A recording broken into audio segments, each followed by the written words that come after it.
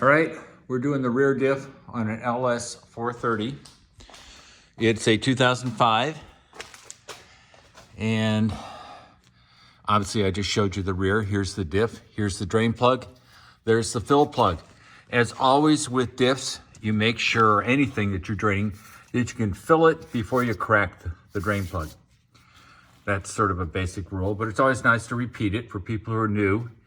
And I'm using a let's see, H10 to 10 millimeter.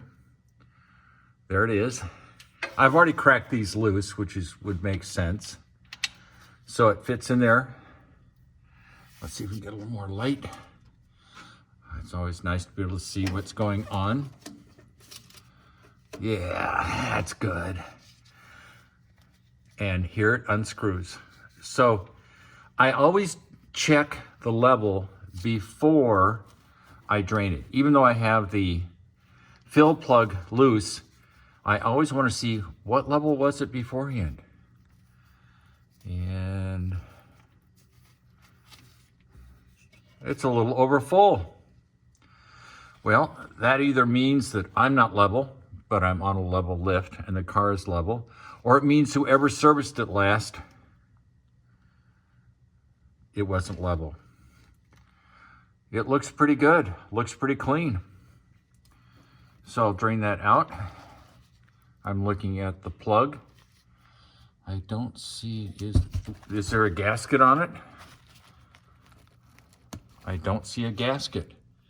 It looks like it's gasket free. That doesn't mean it didn't have a gasket, it just doesn't have a gasket now.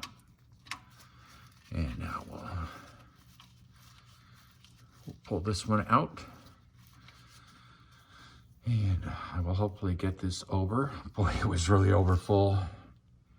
And for those who don't know how to do it, what you do is when you're checking the level, you take your pinky or whatever, you stick it in the hole, and you want to make sure the fluid is at the level of the hole, the bottom level.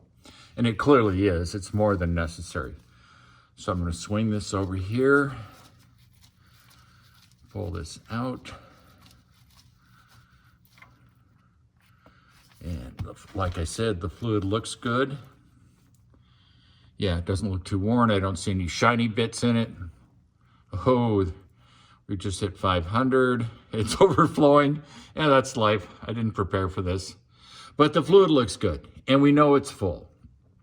So I'm just going to let it dribble into the catch pan. We're going to look at the lower plug, which is right here.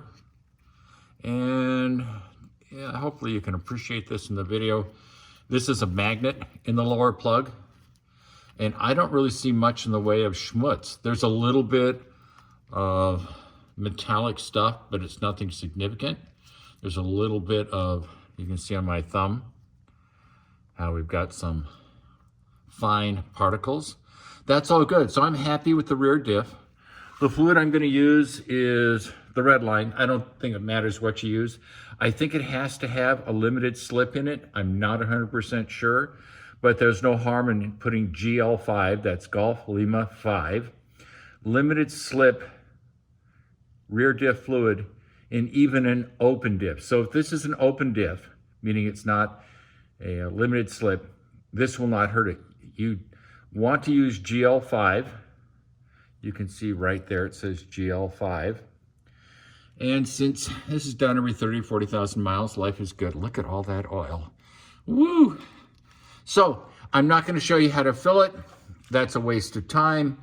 You obviously return the drain plug where it belongs, torque it down to like 20 some foot-pounds.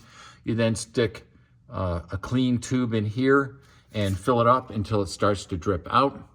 There are some rear diffs, in particular my Audi A8, which is a 2017, that you have to fill it and then you have to wait a while because it takes the fluid a while to fill in all the crevices on the diff.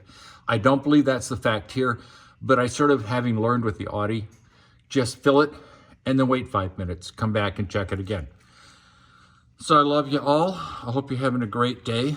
Peace out.